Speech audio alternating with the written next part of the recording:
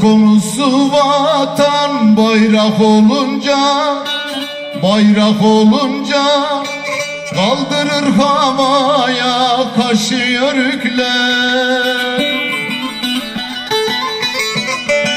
Vatanın başına bir hal gelince ordunun askerin başı yörükler.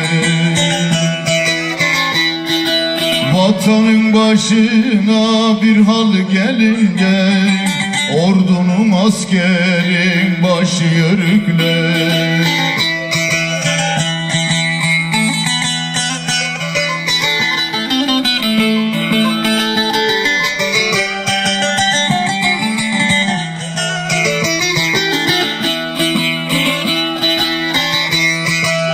En büyük yörük Mustafa Kemal, Mustafa Kemal Ankara'dan attı yıkılmaz temel.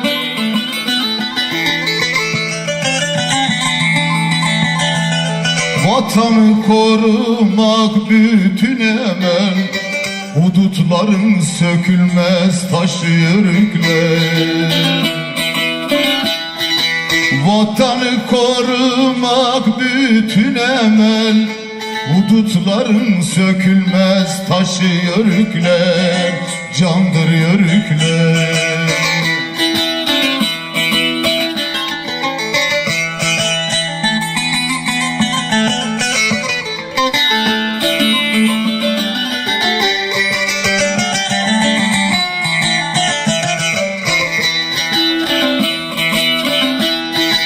Bak ne demiş bizim büyük atamız, büyük atamız, yurtta sulh cihanda sulh parolamız.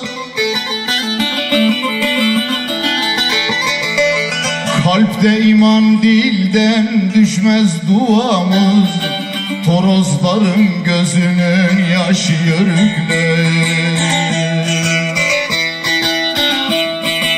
Kalpte iman dilden düşmez duamız, Anadolu'nun gözünün yaşı yörükler.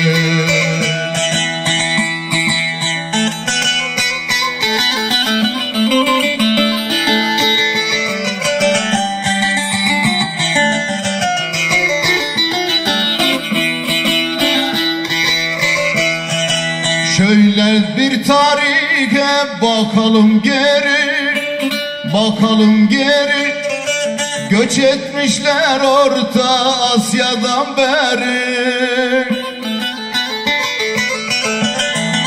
Anadolu olmuş ikamet yeri, hudutların sökülmez taşı yörükler.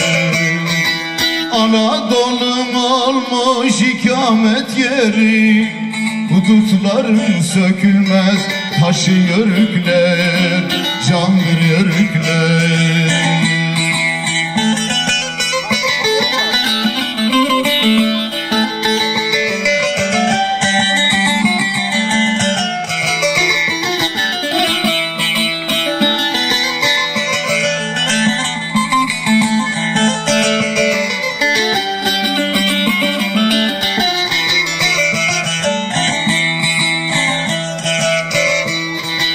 Yaslanır dağlara akşam olunca, akşam olunca, garip alim türkü söyler özgürce.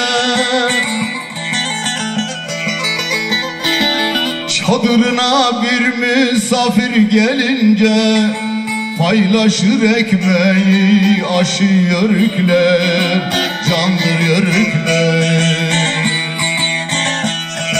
Obasına bir misafir gelince, yenir ekmeği aşı yörükler, candır yörükler.